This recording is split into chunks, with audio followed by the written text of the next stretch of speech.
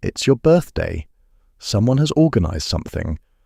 There are people walking into a room where you have been pretending to be casual all day, and now the lights are about to dim, and the cake is coming, and you can already feel the specific kind of smile you're going to have to hold for the next 90 seconds. You are grateful. You're also, in a way you've never quite been able to explain, miserable. And you've never quite been able to explain it because the world has decided on your behalf that this is supposed to be the best part. If you genuinely dread your own birthday, if surprise parties make you anxious instead of touched, if you'd rather have a quiet dinner with one person than a room full of people there for you, your psychology is doing something very specific. And it is not what you've been told it is. The people who don't like big celebrations are not antisocial. They are not ungrateful. They are not bad at receiving love. They are running a nervous system that processes attention, intimacy, and meaning on a frequency that performance environments are designed to drown out. Here's the thing nobody talks about. Most people experience attention as energy. When a room turns toward them, something opens. They expand into it. The eyes on them register as warmth, as social currency, as a positive event. That response is so common that the entire architecture of celebration is built on it. We assume everyone wants the spotlight, and we assume the spotlight is by default a gift. But some people experience attention as load. When a room turns toward you, something tightens instead of opens. The eyes register as pressure. Your nervous system reads collective focus as an evaluative event. Something to manage, something to perform for, something that costs energy rather than provides it. This is not a personal flaw. It's a real and documented difference in how nervous systems respond to social arousal. Some people thrive on the spike. Others have to recover from it. Birthdays, weddings, surprise parties, big anniversaries are designed for the first group. If you're in the second, the form of celebration that's been chosen on your behalf is essentially a bill, not a gift. In the 1960s, psychologist Hans Eysenck developed one of the most influential personality theories in modern psychology, arguing that introverts and extroverts have measurably different baseline levels of cortical arousal. Introverts, his research showed, started with higher baseline arousal, which meant they reached overstimulation faster. Loud rooms, lots of people, bright lights, and concentrated attention pushed them past their comfort zone much sooner than the same conditions affected extroverts. More recent work by psychologist Elaine Aron on the highly sensitive person, a trait Aron has documented in roughly 15 to 20% of the population, identified an even more specific pattern. Highly sensitive people don't just respond more to stimulation, they process more of it, more deeply. A celebration isn't just loud. It is dozens of overlapping social signals, micro-expressions and expectations, all running at once. For someone with a highly sensitive nervous system, the same room that energizes most people functions as an information overload event. The exhaustion afterward isn't optional, it's biological. Picture this. You are at your own birthday dinner. 12 people, a long table at a restaurant. Someone is filming the candles. Your phone has been buzzing all evening with notifications you cannot keep up with. A friend across the table is telling a story about you that you don't quite remember the way she remembers it, and now everyone is laughing, and you are laughing too, and you have nothing to say in the gap. When the laughter ends. So you reach for your drink, you smile, you say it's been such a great night. Inside your chest there is a small, persistent wish that the entire room would, just for 10 minutes, look at literally anyone else. You will go home tonight and feel, more than anything, relieved. And you will love every single person at that table. Both things will be true. But here's where it gets interesting.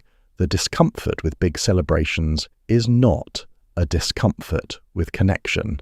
It's the opposite. People who dislike big gatherings tend to be the people who prize one-on-one intimacy most. You are not avoiding closeness. You are looking for the form of closeness that actually feels close. A long phone call with one friend. A walk.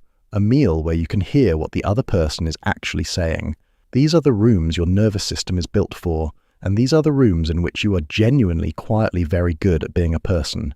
But there's more going on than just preference. People who dislike big celebrations tend to have a precise internal sense of what feels like meaning and what feels like performance. A surprise party doesn't feel meaningful to you because it's not actually about you. It's about the gathering. The group photo doesn't feel meaningful because it's about documentation. The toast doesn't feel meaningful because it's about a public version of you that you don't always recognize. You're not refusing the love, you're refusing the version of love that gets handed out in shapes designed for someone else's nervous system. And here's the kicker. This sensitivity to performed meaning extends past celebrations into the rest of your life. You probably notice when a compliment feels generic, when an apology feels rehearsed, when a hug is socially required rather than actually wanted. Most people don't notice these things. You do, instantly. Researchers studying social authenticity find this is one of the strongest correlates of long-term relationship quality. You are someone who can tell the difference, and over time that radar protects you from the kinds of relationships most people don't realize they're settling for. And this shows up in ways you might not even notice. People who dislike big celebrations often give better gifts, write better notes, and remember the small things others forget. Because the celebration isn't where your love lives. Your love lives in the Tuesday text, in the unprompted check-in, in the specific thing you noticed about someone 3 weeks ago that nobody else noticed. The world calls people who don't like parties low energy. They are usually, in their actual relationships, the highest quality presence in someone's life. Now let's be honest, there is a real cost to this. People who dislike big celebrations can be misread as cold, ungrateful, or difficult to celebrate. The friends and family who organize parties for you often don't realize the gesture is landing differently than they expected, and that gap can quietly hurt the relationship. The pattern can also become an excuse to avoid social risk altogether, which over time can shrink your world more than it should. Honoring your nervous system is not the same as never stretching it. Both are true, but for the people who learn to honor what actually feels like love to them, instead of forcing themselves to perform what's supposed to feel like love, here's what you actually carry. You have an unusually accurate radar for meaning. You can tell the difference between presence and performance. You give attention in a form that's increasingly rare in a world built around documentation and group photos. You are someone who shows up in small, unannounced, deeply attentive ways, and you are loved by the people in your life exactly because of that, even when they sometimes wish you'd come to the party. The work isn't to suddenly enjoy big celebrations. The work is to stop apologizing for the fact that you don't, and to keep building the kinds of celebrations, dinners, and quiet evenings where the love actually lands. There's something quietly remarkable about people who don't like big celebrations. They tend to be the ones who remember anniversaries nobody asked them to remember. They tend to send the unexpected text on the day someone needed it. They have spent their entire lives quietly showing up in forms most people never bothered to notice were forms of showing up. If you have spent your life vaguely guilty about how little you enjoy your own birthday, this might be the moment to consider that the part of you that resists big celebrations isn't the part of you that loves people less.